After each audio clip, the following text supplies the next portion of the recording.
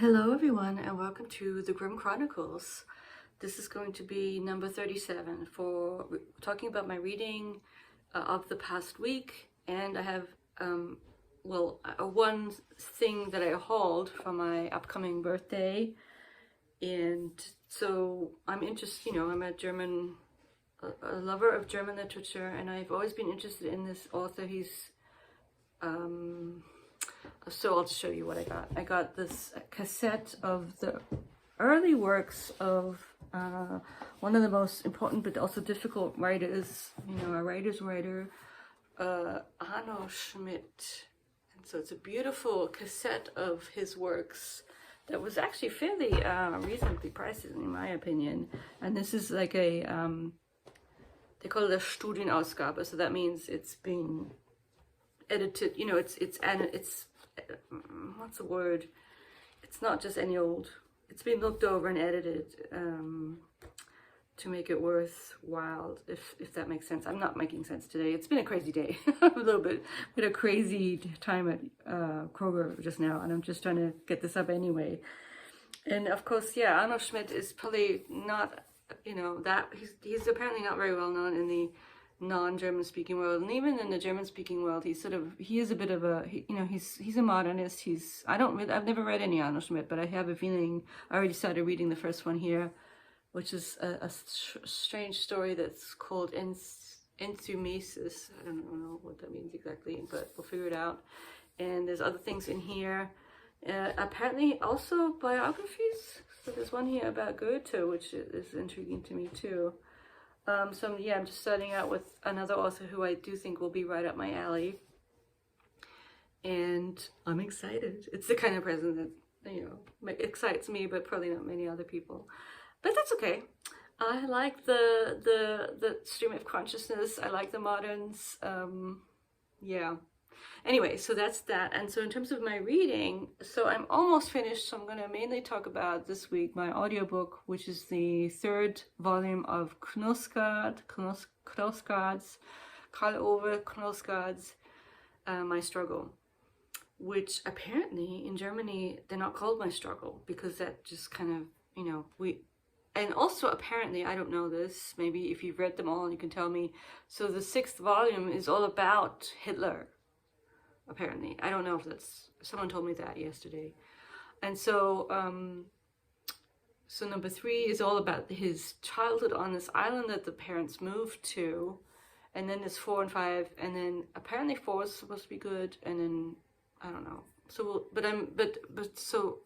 I'm almost finished with 3, and I absolutely loved it. And I listened to it on audio, and I forget the name of the audio person. He's kind of considered an audiobook star. He's a very, very pleasant, slightly lilting voice that really goes well with Kanusgaard's prose, which is also, so I watched a little bit of a video of Kanusgaard reading.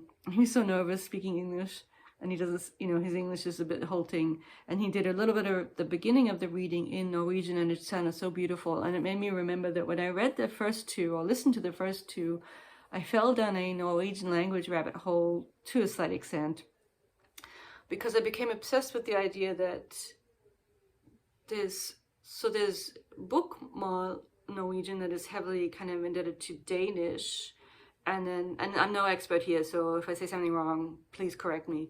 And then there was a 19th century nationalist movement to create a sort of purely Norwegian language, and that's called Nynorsk. But apparently not many people speak that, and I was sort of obsessed with, well, what is he writing this in? And then I think this is true, I'm not quite sure, that most Norwegians don't really even speak bokmål. They will speak versions of their own dialect. I mean, even most of the Germans sort of, it's a little bit like the issue, like Swiss people speak the Swiss German, and then they know they learn High German. I'm not quite sure if it's exactly the same. Anyway, I became obsessed with the language, and I did start it on Duolingo, and it's a beautiful language. For some reason, I'm drawn to it, and when I hear him read it, it just kind of got me all excited about going back to it on Duolingo. I think I will, because it's a fairly easy language for someone who speaks German. I just like the sing-songy aspects of it. I'm not as drawn to Swedish for some reason. I'm kind of interested in Danish, although I think Danish sounds not pretty. The sounds of Danish are weird to me. even some of the vocab.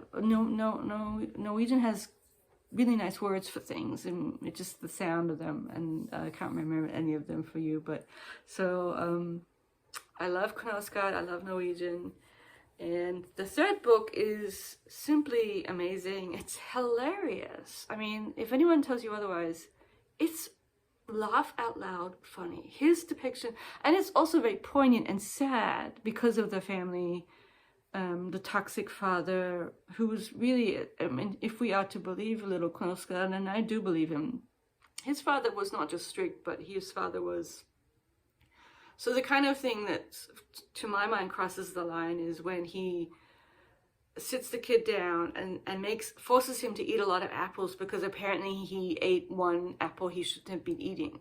So the sort of sadistic aspect of now you have to keep on eating the apples even though you don't want to. And that's one example that just came up recently. And he did something else when he was chopping wood. He's always sort of manipulating it so that he can put the kid into these submissive situations. It's like not even bad parenting, it's toxic.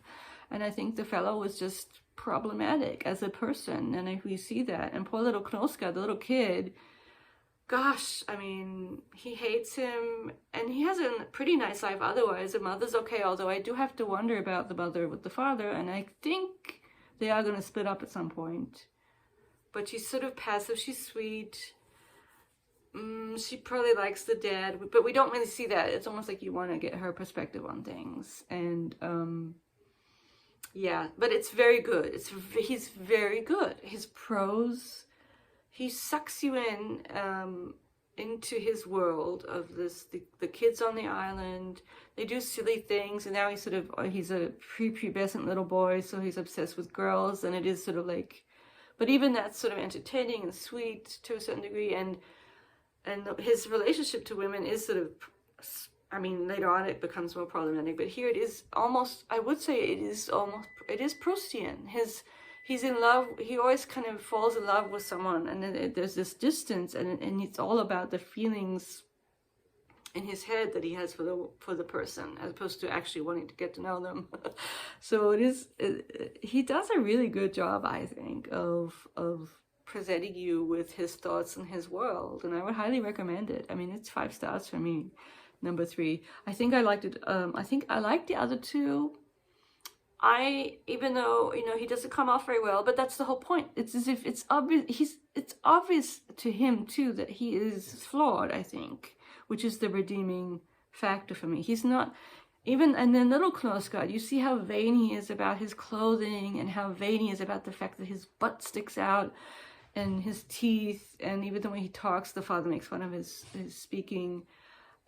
This obsession with looks and clothes. He's obsessed with clothes, and he's just extremely sort of upfront about it. This is how he is. He's a vain little boy. He knows he's smart, and he is smart, and but he doesn't know how to interact with people. He's you know, he's obsessed with wanting other people to tell him he's smart. Oh gosh, I just realized that the cassette the books are in is kind of broken. Oh, that's not good. Oh, that's a pity. It kind of got broken, but I've had issues with getting books from Germany. Sorry, this is the kind of day I've had sort of digressions in the moment. But yeah, you just gotta go with it. So yeah, highly recommend Kanusgaard, and I would like other people to tell me their experiences with his works. I've only listened to them, to be honest. I have a feeling I would, because I'm a slow reader anyway, and because these are just such pleasant experiences to listen to this person. I forget his name. He's a well-known reader. It's delightful, and I don't really feel a need to read them. And I'm reading them much faster than I would if I were actually reading them. And then the book I'm actually still reading. Well, I've started 2 things. That's right. I'm doing, well, at least 2. I'm still reading The Door, and I will have more thoughts later. I've decided that even though there were some superficial similarities to the lady in Drive Your Plow, that I still have the book, but I don't really like the cleaning lady / whoever she is character. She's not likable, and I like the other person, despite what happens. I really did like her, and I don't like her. But we're not supposed to, I don't think. She's kind of, well, she, you know, finagles her way into the lives of these other people. And then I had this weird thought that, so there is this dog in there, who is a character in the story, Viola, the male dog called Viola.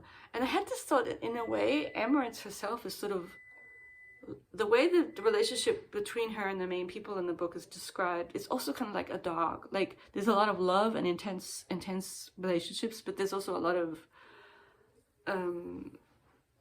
just the way she is, the way she kind of doesn't pay attention to them at all and just kind of does her own thing. And I don't know, it's like animal-like almost, but there's also love there. And it's a deep relationship, but she's also kind of, she doesn't read or anything, so, you know. It's a weird kind of thing I'm saying, but I'll have to see where it goes. I'm still only on page 105, so we're still got a ways to go with that one.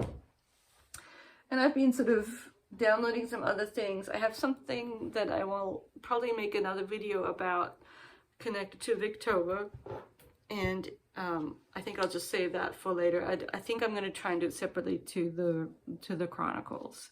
It'll be my Victober, but it's going to be a little bit different than, you know, Elizabeth Gaskell, who I've only read one of and I didn't care for. I guess, yeah, no, I'll save what I want to say about Victober to the other video. So I think, yeah, no, I'm looking at my Kindle because I did sort of get some other things. I'm going back to this book called How to Be Sick because of my issues. It's quite good. Is there anything else? Not right now. No, there's nothing sort of... I guess I set aside the book about the memoir about New Zealand. I mean, it was good, but it wasn't sort of, wow, I need to finish this. It was sort of eclipsed by other things. Yeah, so I think I will just leave it at that, 12 minutes. Hope everyone is doing fine. Apologize for the kind of wackiness of this episode of the Grimm Chronicles. And I will see you all next week, if not before. If I get my act together and I'm able to post my Victober video, that would be great. So I hope everyone's doing well. Thank you all for watching and commenting. I love it so much. And I will see you very soon. Bye-bye.